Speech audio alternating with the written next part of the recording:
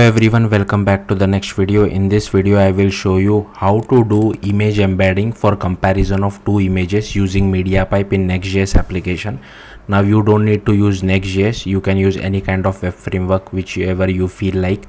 The NextJS code which we will be writing will be very minimum.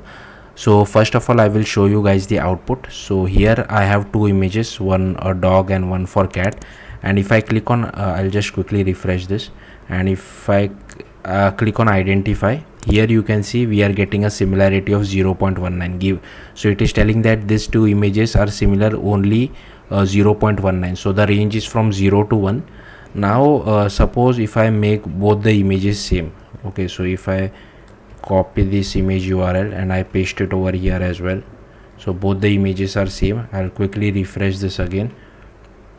Okay, I'll clear this log, and if I click on identify, here you can see the similarity is 1, so both the images are same. So for comparison of two images you can use this particular tutorial. Also, if you want to use image embedding, so there is a lot of buzz around developing embeddings and uploading it to vector database. If you want to develop image embeddings as well, you can use this kind of particular library. So let's see how to get started. So first we will be making use of this documentation, and here as you can see I have created a NextJS project, and inside next.config.mjs I have added this remote patterns of ** because I want to allow all the domains. Now this is not really necessary, not related to MediaPipe. This is just a NextJS thing, like whenever you are displaying an image from a particular URL, you have to add that particular domain. But just for simplicity sake I have added ** so that I can display images from any domain. Next, inside package.json I have added this dependency, so you will have to install this dependency, npm install @mediapipe/taskvision. Next, inside page.tsx we don't need this import. So here you can firstly I have marked it as use client because I want to run this on client. And next this again is a NextJS thing, not related to MediaPipe. And here I have imported use effect and use ref hook, and from this MediaPipe I have imported file set resolver as well as image embedder. I have created one variable for image embedder, and I have created two refs for two images.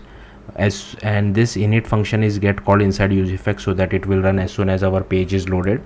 And here you can see we are just first of all calling this particular CDN to get the vision for vision task, and then with the help of this vision we are creating this image embedder.create options.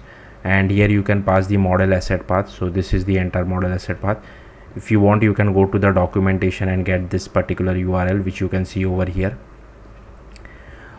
Next, inside our UI I have just taken a div, and here I am displaying these two images horizontally. Okay, so for this I have taken this particular div, and I also have applied refs at for both these two images. And this is a div which is in form of column, and for that in that I have displaying this button.